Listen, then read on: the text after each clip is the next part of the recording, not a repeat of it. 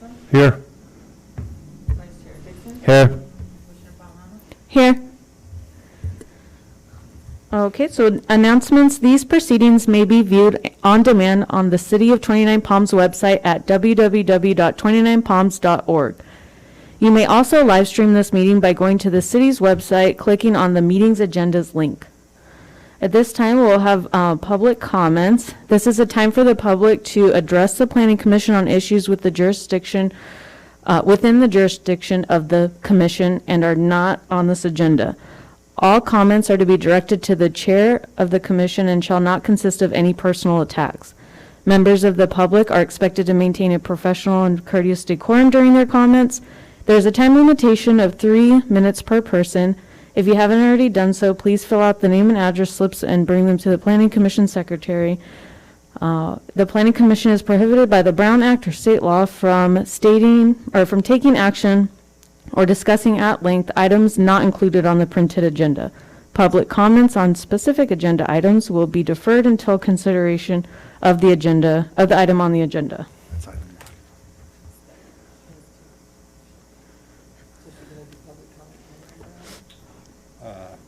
I think you only intended to comment on the application, right? Not public? Sorry, yes. Okay. Okay, so we do not have any public, I'll just open it and I'll close the public hearing. Commission comments and reports of meeting attended. Mr. Mendoza. I haven't attended any meetings. However, just want to remind everybody, Pioneer Days is coming up. And Christina has been doing a bang-up job getting things planned and organized and ready to go. So come out and have fun. Thank you. Jason? I have not attended any meetings. And Mr. Walker? I've attended 2 of the VHR committee meetings. I think we're making some good headway. Probably moving a little slower than some people would like, but still I think we're doing a thorough job and making good headway. So that's it. Thank you. And I have not attended any meetings since our last. Our consent calendar, we do not have anything. So we'll move along to public hearings.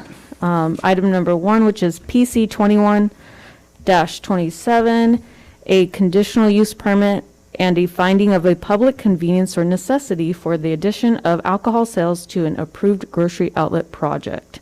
And I will turn it over to our staff. Thank you, Madam Chair. As mentioned, this is a request for CUP for alcohol sales and a letter of public convenience and necessity. The applicant here is Compass Commercial Group. That's on behalf of Grocery Outlet. The location is 71722 29 Palms Highway. That is on the northeast corner of 29 Palms Highway and Encilia Avenue. There are 3 parcels involved in the whole project. At this time, only half of it is being developed for the grocery store. The total area involved is about 5.44 acres. The property is zoned general commercial and is not in a flood zone. So just refreshing your memory a little bit about the previous approval. This is the location of the grocery outlet. It is directly across the street north from Stater Brothers and south from the Fairfield Marriott. This is the entire piece of land that they purchased. As mentioned, only about half of it is being developed at this time. The remaining portion will remain an out parcel for the developer. The area is zoned commercial general, as is everything around it, identified by this red color. Everything's commercial general. This is the site plan, just kind of refresh your memory. There is an entrance right in, right out off of Route 62 into the property. There's also another entrance for patrons off of Encilia, parking lot in the front, and then the store further north to the rear. There is that flood channel that comes in front of the building, which they are improving and enlarging, and it becomes part of their retention basin. These are some of the elevations that they submitted, obviously, when they went through the entitlement review. So this proposal is to add alcohol sales, beer, wine, and distilled spirits within a grocery store for consumption off premises. As we all know, pretty much our typical shopping experience in almost any grocery store would also maybe involve picking up a bottle of wine for dinner, that sort of thing. And so that's what is being proposed here. This is ABC Type 21. Off-sale general license. The alcohol sale will occupy only 4.76% of the sales floor area and is located at the front of the building. We're seeing more and more of that in the design of grocery stores where the alcohol is moved forward near the register and checkout. This is the floor plan of the grocery store that has been submitted. So just to let you guys know, Grocery Outlet has submitted all their plans to Building and Safety, and it's currently undergoing review now. The alcohol sales portion, if I can get my mouse to work here, is just this little area here, again, at the front of the store near the registers. Okay. This is exempt from CEQA because it would be in an existing facility. So once the building is built, obviously it's an existing facility, and this would be a use within that facility. So our recommendation is to adopt the resolution approving the CUP and authorizing a letter of public convenience and necessity. So a letter of public convenience and necessity is required by ABC once you go beyond a certain threshold for a census tract, for the number of licenses within a census tract. So in a small town like ours, you're typically going to find those establishments congregated on the main highways. So Highway 62 and Adobe Road is where almost all of our establishments are that sell alcohol. So it's pretty typical of a small town to exceed that. Obviously, if you were in an area like Palm Springs, you could have 15 or 20 or more per census tract. We're nowhere near that, but it's pretty standard. So that would be a letter we would send to ABC authorizing. So that completes my staff report. I'm happy to answer any questions that you may have. A representative of the applicant is here in the office if you have any questions for her. Okay, thank you. Do you have any questions of the staff? No? Okay, I will go ahead and open the public hearing. Is that one to speak? Thank you. Miss Katie? Yes. Okay.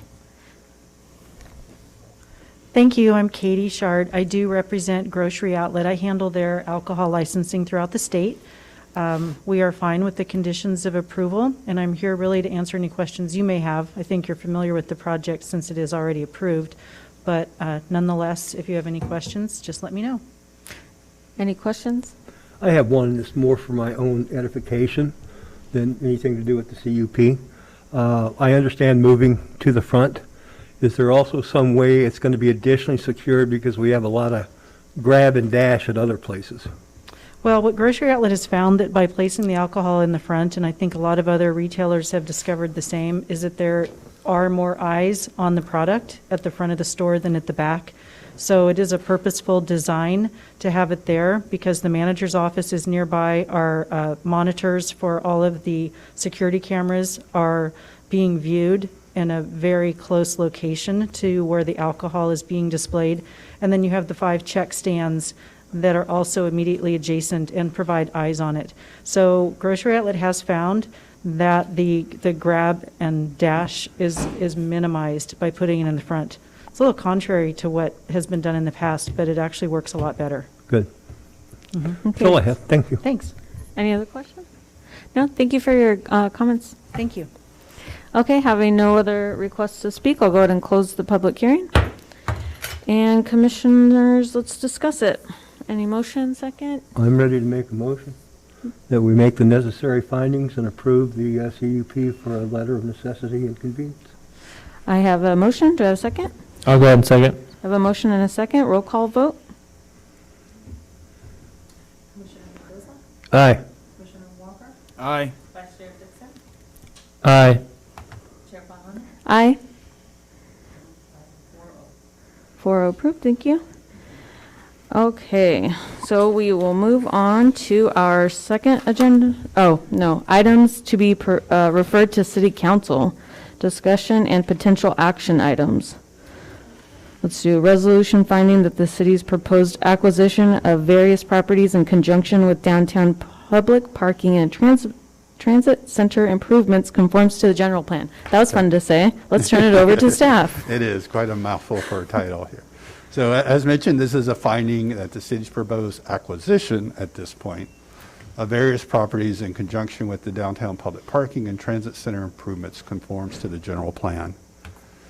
So in this case, it is the city that is the applicant. The location of these parcels is between Split Rock Avenue and Desert Queen Avenue, south of the alley that is south of Route 62. The area and size is approximately 1.5 acres almost. The land use designation is general commercial for majority of it, and then the rest is residential multifamily. A transportation facility is allowed in each of these zones with a conditional use permit. So we're not at that stage yet. Obviously, when a facility is designed, it would come back to you in the form of a site plan or design approval and a CUP. The area is not in a flood zone. So these are the 7 parcels that the city is looking at acquiring, all adjacent, contiguous to each other. Probably easier to see it on the map here. So here is the general area. We don't have a defined boundary at this point because it's still something we're exploring. As mentioned, it is between Desert Queen Avenue and west of that to Split Rock Avenue. This is the alley here behind the, I think it's a mobile station there. And Chevron? so this, Chevron, okay, sorry about that. So these are the properties in question. As you can see, the majority of them are vacant. We do have one duplex here that's boarded up. That was a code enforcement issue for some time, and then some additional single-family houses directly south of that here. Project Phoenix, just by reference, stops here at Tamarisk Avenue, okay? And I'll talk about, kind of the long-term plans in a second. Just wanted to show you the zoning map for the area. Red area again here is commercial general, and the tanned striped area there, that is residential multifamily. So as you're all aware, this is kind of the evolving downtown plan that we're working on. We'll talk a little bit about land use a little bit later. Essentially Project Phoenix as the core to downtown, but there's a lot more to downtown than Project Phoenix. So, the design of Project Phoenix is not the end all be all. We're looking at the whole downtown and improvements throughout downtown. So basically, given the feedback that we've gotten from the public, there's a whole lot of support with the way the design is going, and that is to create these corridors, these paths that connect the different spaces within downtown.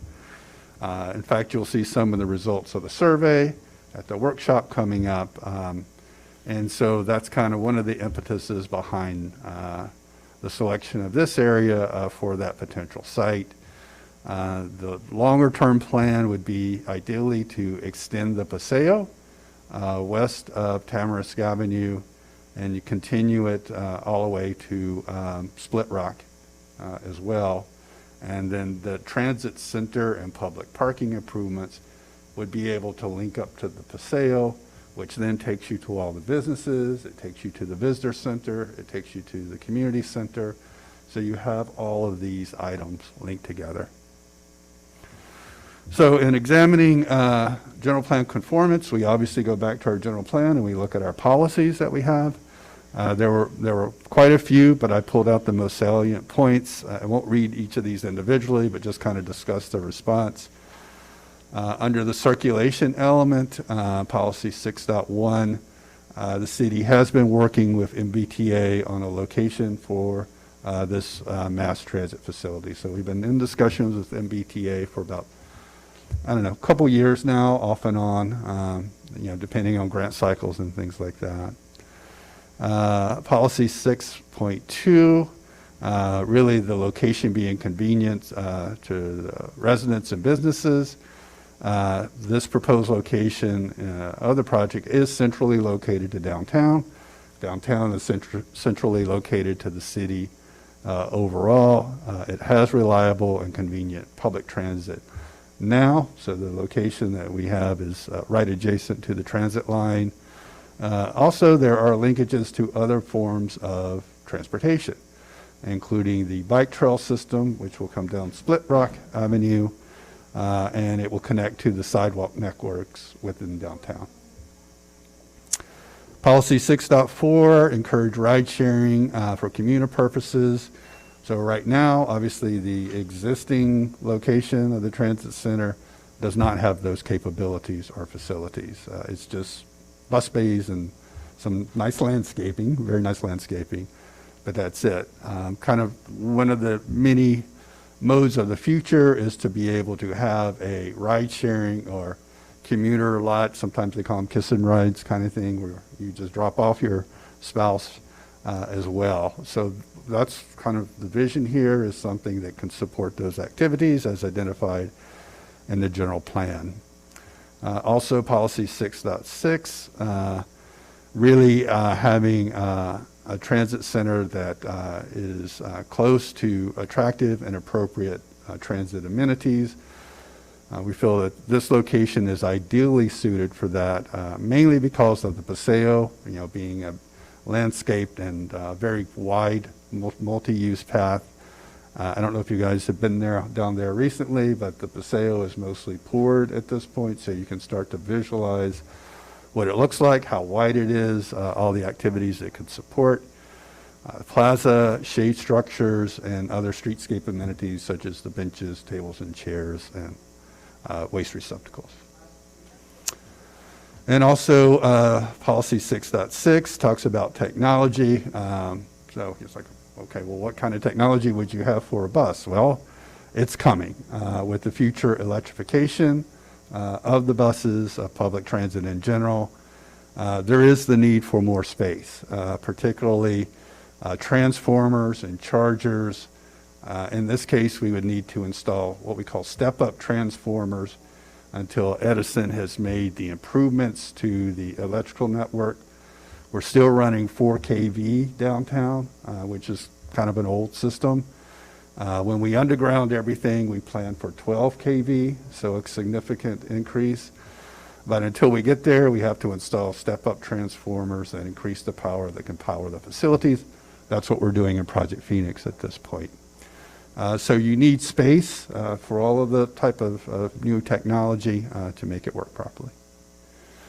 And then pulling from the land use element, LU 6.6 really gets to the point of sustainable development. And okay, how do you do sustainable development in the desert, right? We're still pretty auto-centric here, that's a fact. But we do have a lot of different modes of transportation converging downtown, okay? So, of course, there is the highway and automobile network, but there's also the transit networks. Project Phoenix has really begun to build out a pedestrian network downtown. A lot of sidewalks were pouring in places did not have sidewalks before. The bicycling paths, as mentioned, that would connect to Split Rock. And in turn, that will connect to the one we will hopefully soon be constructing along the Channel Trail. And then, actually this past week we were contacted by a company that does the scooters that you can rent as well. And they're looking at potentially coming into 29 Palms and downtown, and early discussions, but just another way for people to use different modes of transportation, and more importantly, to drive to an area, park your car, and then not have to touch your car for a while. You can take a stroll, you can take a bike ride, you can jump on a bus, those sorts of things. So that's another general plan policy that we're trying to meet. So our recommendation is to adopt a resolution finding the city's proposed acquisition of various properties in conjunction with the downtown public parking and transit center improvements conforms to the city's general plan. And I'd be happy to answer any questions you'd have. Thank you, Travis. Any questions for Mr. Travis? I do have one question. Okay. Did you have one? Okay. So mentioning planning and funding working with Morongo Transit Authority, is that only for new bus technology, or perhaps could that be part of that, like incorporated with the shade structure, adding maybe solar or more sustainable, since we're talking about that? We're looking at all of those. All of things. it? Okay. Yeah, and one of the things that our consultant for downtown will be doing is kind of an early sketch of what that could look like. We've had conversations with MBTA on, how they prefer to have their, their bus facilities designed. Definitely the move is to have a center island with the bus bays on the outside perimeter of it. And then that way people are not walking across bus traffic to make transfer from bus to bus. So that's one idea. Already mentioned the parking, public parking, in particular being able to support commuter, ride sharing, that sort of thing. We would really ideally like to extend the Paseo and all the improvements that come with it, all the way to Split Rock.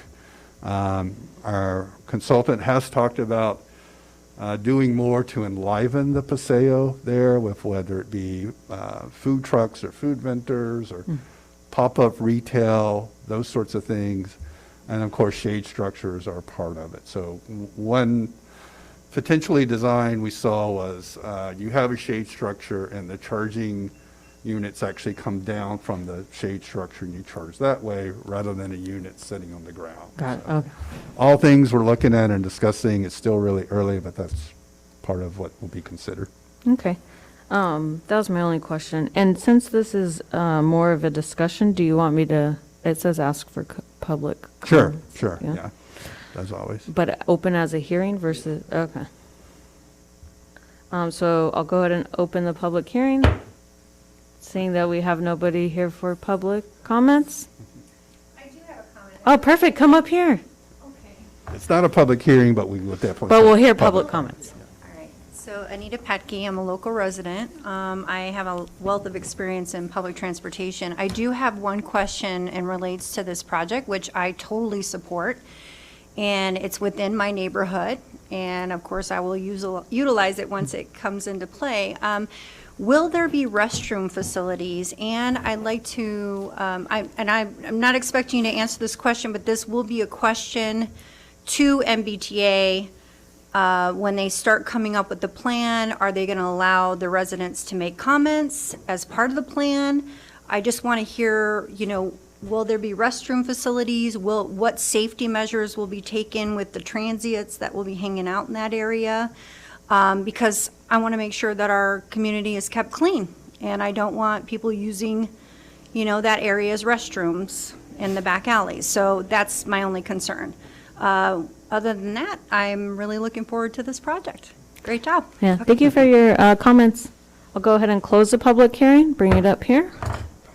I move that we find that this is consistent, the acquisition of these properties is consistent with our general plan, and bless us moving forward. Okay, I have a motion to a second. I'll second it. I have a motion and a second. Roll call vote. Commissioner Mendoza? Aye. Commissioner Walker? Aye. Vice Chair Dixon? Aye. Chair Fallon? Aye. Okay, with 4 approved, so we'll move on to our, we don't have any, Community Development Director updates, our favorite. Actually, could we You don't have it? skip to the study session because it's kind of related, and then I'll come back to the updates if that's okay. With, Okay, yeah, perfect. So Commission? jump down to study session for downtown specific planned land use, planned Okay. land. All right, I won't make this long at all, promise.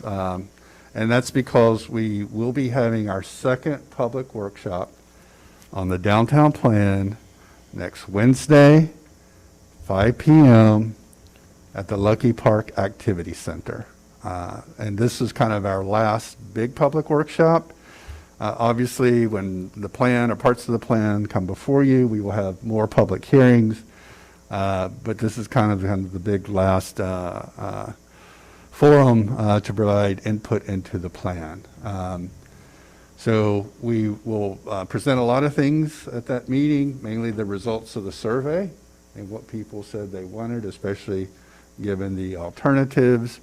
The consultant will have some sketches, some nice renderings of what downtown could look like. We will talk a little bit about land use, but I wanted to give you kind of a little bit of background of the direction this evening, and then take additional public comment and feedback. So I strongly encourage you to attend. We're going to start posting some advertisements here on the city's website and social media. Last time I went around and handed out little postcards to the businesses to encourage them to show up, and That was 5 p.m. 5 p.m. at the Lucky Park Activity Center. and the date one more time. Wednesday, the Wednesday. 29th, Oh, okay. 9/29. September 29th. All right. Thank you. Okay.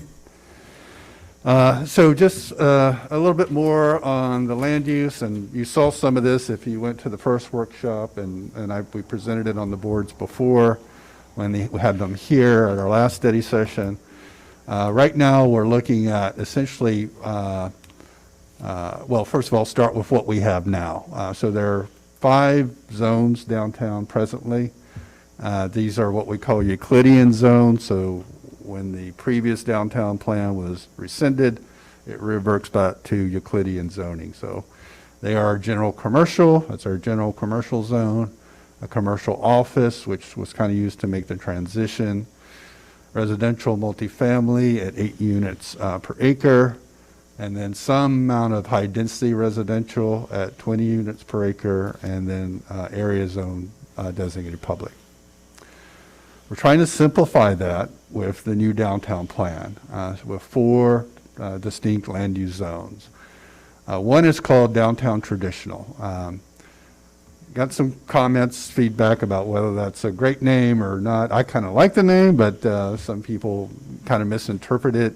It really is intended to be the mixed-use zone downtown, where a variety of uses, commercial, residential, would be allowed within the property. Really, the big thing there is encouraging traditional style of development. So you have the building going to the street. You do not have any or very little front setback. Same for the sides. So you start to get a development pattern like we currently have in the core of downtown. Granted, it's not very long. It's basically 3 blocks or so.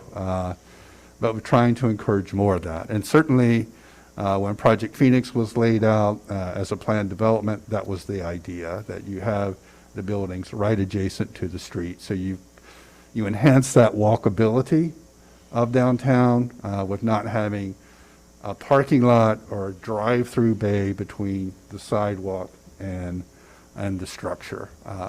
So that's a big part, and the surveys overwhelmingly said we like the downtown traditional. But we have to be realistic. We have to recognize the development patterns that are there. And you will recall that our consultant created kind of a typology of the type of developments that were there, really identified every structure. And we do have a good amount of downtown general, what we're calling. It's kind of consistent with our commercial general. So that's more the suburban style development. Okay, so it's parking on site. It is your drive-through windows, gas stations, that type of thing. So it was really an attempt to be realistic in defining these zones and not creating a whole lot of non-conforming situations where we have existing building types that do not fit into the zone. Then the second is really kind of a rebranding of the high-density residential. I call it downtown multifamily. Again, DR20, given 20 units per acre, and then downtown residential, DR8, 8 units per acre. So what this plan does is we are preserving the existing densities that were there. So nobody can come back and claim through this plan we've reduced densities. And we certainly don't want to do that, especially with the housing crisis that we have now would not be a good thing. You know, realistically, you're not going to get more than 8 units per acre without sewer. Just technically, feasibly impossible, right?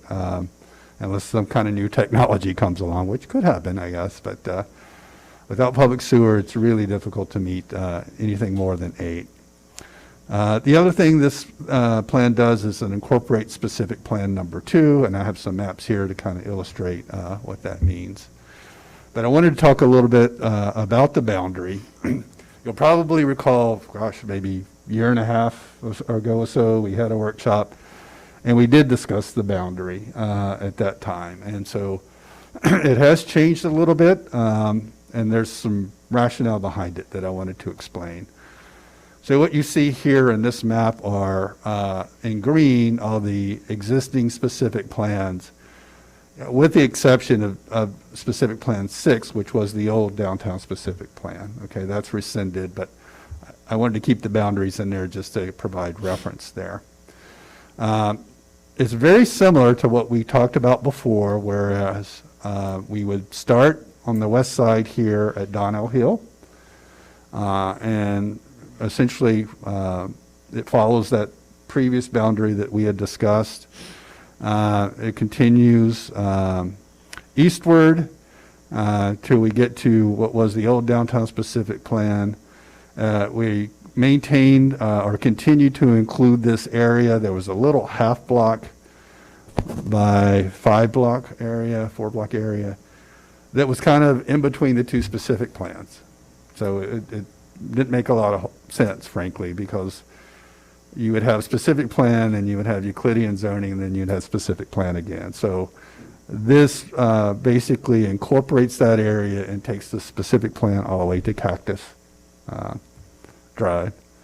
And then pretty much follows like we had discussed before to the east, where it will touch specific plan number 10, that's the National Park specific plan, and also bordering specific plan number 3. This change here, again, we previously discussed, that was intended to incorporate some existing general commercial development that was already there, so we didn't have this small area of general commercial between a specific plan and residential. So it was pulled into that. And then heading up north to Adobe Road, it's consistent. The big change is incorporating the Civic Center. And I remember specifically, Jason, we had these discussions last time. It's like, well, where do we stop? And why don't we just stop at the channel? And when really talking with a consultant and quite frankly, some of the affordable housing developers that we've been discussing potential projects with, the advice was include the Civic Center for several reasons. One, should we want to maybe expand this facility, which we need to do for more room, or the library wanted to expand, then they would be in a specific plan area. We could have policies associated with them. That helps in obtaining grants and loans, helps quite a bit when you can demonstrate your project has been thought about in that regard and that you have policies associated with them. You end up getting some additional points there. The other reason I'll show you in a minute there is, the city owns 3 acres directly behind this building, which could be potentially ideal location for affordable housing. It's a large enough piece of land where it's more viable than a smaller piece of land downtown. And I know we had these discussions about potentially putting it in Project Phoenix, especially if it was just senior housing. It's hard to make it work. Most we could get was about 1.5 acres. Developers are now saying, ideally you got 3 acres. We would need twice as much. So this is something that we're considering. Council approved to move forward with discussions for affordable housing developer to begin the process of just examining at this point. We're not going to submit a proposal or anything like that tomorrow. It's a long process to get funding. There's a lot of barriers to get funding. California is making a lot more funds available for affordable housing, and we would like to move forward with that project. So that's kind of the reason the boundary is drawn to include Civic Center. And then pulling in specific plan number 2, again, kind of similar reasons. If we want to extend infrastructure into those neighborhoods, which are zoned residential multifamily, such as sidewalks, improving the roads, and things like that, much easier done if it's part of a specific plan. And then, as you will recall, the Channel Trail here was recently approved, and we were funded for that. So now that's will be built, and that's going to be an important pedestrian linkage in downtown. So that's why this shape has evolved a little bit since we last discussed, and these are the new proposed boundaries. Here it is on an aerial, so you can see it with the parcels underlaid, and you can just sort of automatically see, you know, kind of the big area of open space here is this area between City Hall. Downtown, there are, you know, many vacant parcels, but they tend to be smaller, the 7,200 square feet parcels, which is really hard to build any kind of density on that small of lot. And to make affordable housing work, it's all about density and getting an appropriate amount of density for the land. And then I just overlaid it with the current Euclidean zoning so you could see how things match up today. But we'll talk about the proposed land use. And so again, these are the 4 districts that we're proposing, the downtown traditional. We'll also want to mention, in addition to, you know, the pedestrian-oriented, walkable, outdoor dining component of it, we're really looking at parking being public and shared in the downtown traditional area. So there's a lot more efficiency when many businesses sharing parking than if they each individually created their own parking lots.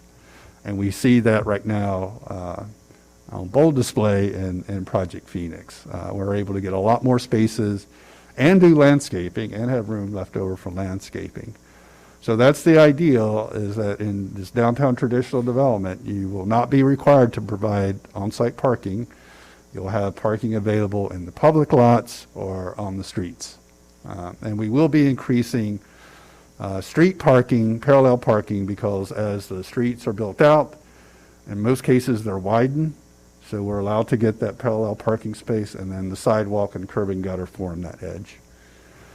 Downtown general, very, like I said, very much, you know, I designated for that suburban style, car-centric kind of commercial development. Still provide a wide range of developments similar to downtown traditional, but more car-oriented. And then the 2 residential zones, the DR20 and the DR8. So this is kind of how the land use map is shaping up since we last saw it. So you have the downtown traditional in the core of downtown. We also have a strip of it along the west side of Adobe Road. Why that? Because that is kind of the prevalent development pattern along Adobe Road, is the storefronts on the west side. When you get to the east side, far more auto-orientated, so you've got your banks, you've got your drive-throughs, you've got your gas stations, and not that there aren't a couple buildings on the east side, but it's predominantly auto-orientated. The residential multifamily, the DR8, again, that's pretty much the specific plan number 2 area here, keeping everything similar as far as densities and you know, setbacks and FARs and ratios and things like that. Coming into town, you would have the downtown general. Again, more auto-orientated uses. You've got the motel, you've got 2 gas stations here, you've got the auto repair. So things like, you know, in the future, maybe a car wash, you know, has been suggested. That would kind of make sense in that auto-orientated. And then it kind of picks up again as you leave downtown with the general commercial.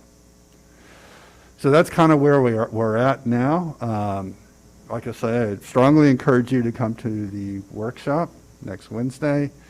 We'll have the results of the survey, including what people thought about the roundabout. I'm not going to give it away right now. I don't want to steal all their thunder, but let's just say it elicited some passionate responses there. But it was amazing to see how there was like clear majority in most of the items. It wasn't kind of even close there. And then, like I say, the consultant will have some additional sketches. So I'm happy to take any questions that you may have.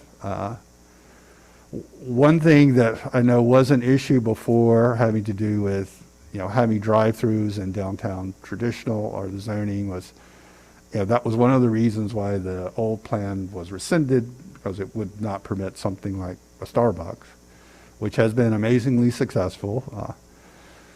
So it's really kind of torn back and forth on this. We obviously don't want to see more of our downtown traditional buildings torn down for another fast food restaurant or another gas station.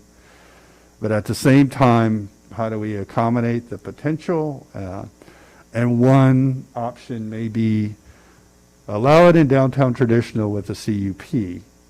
And then that would provide some oversight and control. For example, you could say, all right, a drive-through may be permissible, but it would have to be in the back of the building. It could not be along the street with the drive-through there.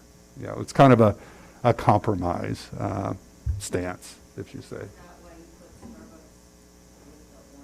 Well, actually, I told the consultant that you probably need to change that to blue because we need to recognize what's there, but just the Starbucks. At the four corners, it's auto-orientated. We'll mention there was one other place where we made a change, and that was, let me go back to the aerial here. It was actually in the area where Desert Beacon's office is. So that's actually zone residential multifamily now. And there's a commercial building on there and then 3 lots that are vacant. And it just didn't quite make sense to have that little notch there in downtown. So what we are suggesting is that we bring that into as downtown commercial and square that line up there. So essentially it would move from that little piece from specific plan number 4 to the downtown. And we talked to the property owner. He's totally fine with that change. Yeah. So happy to answer any questions you may have. Nothing? You want to update us with your community development director? Yeah, sure do. So some updates. I know it's been a while since we had these. On the development front, O'Reilly's is this close to getting the Caltrans permit. So it's really just us signing the maps, which we have sent back. The right-of-way dedications have been recorded. So soon they will be pulling building permits, and they will get started. Grocery outlet, we also have the plans in-house, as I mentioned. Those are being reviewed. All the building plans, you approved the CUP this evening for alcohol sales, so still in Caltrans for its permit, but it's looking good, it's looking favorable. Hopefully it won't take as long as it did with O'Reilly's. So that's moving forward as well. And then, as I understand, we'll probably be getting the Dollar General plans next week or 2. So those 3. On the Project Phoenix front, we've had actually really good weather this summer. We've only had really 2 days of monsoon that affected construction. We built into the schedule like 30 days altogether. So if the weather patterns hold out, we're actually going to finish the buildings early in December, probably late December. I know, knock on wood. I don't want to jinx it, but instead of February or March. So things are actually ahead of schedule there. The site improvements are now trying to catch up, and a lot of progress has happened there. with the paseo is being poured. It's all done. A lot of the remaining sidewalks are being poured. We're kind of not touching the area around the buildings just yet as far as sidewalks and roadways because they need to get a little further along and finish because we don't want to tear up what we construct. Hopefully we'll see some landscaping going in next week as well. And then thereafter, some of the street lights, our ornamental Western Bell street lights. So lots of progress there. On affordable housing, I want to mention several things that the city is doing, and we are doing a lot, mostly behind the scenes. But as these opportunities come together, the city council had agreed to submit a home key grant application. This is for a sort of small-scale homeless housing. So essentially, in this grant, city would use the funds to buy and renovate a structure, and then a third party, like say Morongo Basin Arch, would come in and manage it. So there has been some movement there. I mentioned earlier where we will be entering ENA exclusive negotiations agreement with Milestone Housing. City Council approved that to develop a larger affordable housing project. And then just actually today, we were talking to another developer about potentially building sort of veterans-orientated housing. So work there on 3 fronts. I mentioned the Channel Trail. We're at 50% design. Our environmental is almost complete. So once that's done, we can submit to flood control. We were hoping to begin construction in January. It's all going to depend on how fast we get our permits from flood control. Our online management system, we have slowly releasing the modules one by one and then troubleshooting any issues as they pop up. So we did release the building permits online module recently. I call it a soft opening, where we're trying to encourage some of the firms that have to travel, that maybe technically adapt to using online systems. And so we've gotten some of the solar companies and the roofing companies that have submitted permits this way. So one example is a company from Redlands. I forget the name now. Solar, can't remember. They submit some. But the old system, you literally had to drive an hour and a half to 29 Palms, drop off 3 sets of paper copies. We receive them. Hopefully they're correct, and you don't have to make corrections, and drive back another. So 3 hours, 4 hours out of your day. Now you register online, you submit all your applications, you submit all your plans digitally, and you can submit everything within 5 minutes if you've got it all prepared. So from 3 hours to 5 minutes. So great efficiencies there. So we're rolling out for the smaller permits now. We have business license out. We're going to try to, maybe with Dollar General, have the larger permits go through the system. Make sure we troubleshoot all of that. Our VHR module was delayed because of some staff resource issues. Hopefully we can get that rolled out soon when it comes back. And then I already talked about the downtown workshop. Won't mention that again. And kind of related tangentially, next council meeting, you probably know I also work with the PAC, so we help oversee the activities of the Public Arts Advisory Committee. One of the things that they conducted was kind of a competition to design art banners for downtown. And so we went through that whole request for art type of thing and had a lot of artists submit. They chose kind of the 6 ones they thought were ideal for downtown, and we made banners out of them. So we've actually hung some up, so as you're driving around, look up a little bit amongst all the Pioneer Park banners. We have interlaced one of each of the 6 artists and 6 art pieces that were selected. We'll be installing the other 30 or so, I think, that we have after Pioneer Days, but we just want to get people a taste of it. So it's another way that the community can bring art into public spaces, you know, in a way that's colorful. They're very colorful banners, very festive. So I just encourage you to look up as you're driving around town. So, and that's it. That's all my updates. But happy to answer any questions you may have. No questions? Thank you, I appreciate right. that. That's where we're at. No, it's a good plan. Okay, I'll go ahead and adjourn the meeting. Okay, thank you. Yes, sir.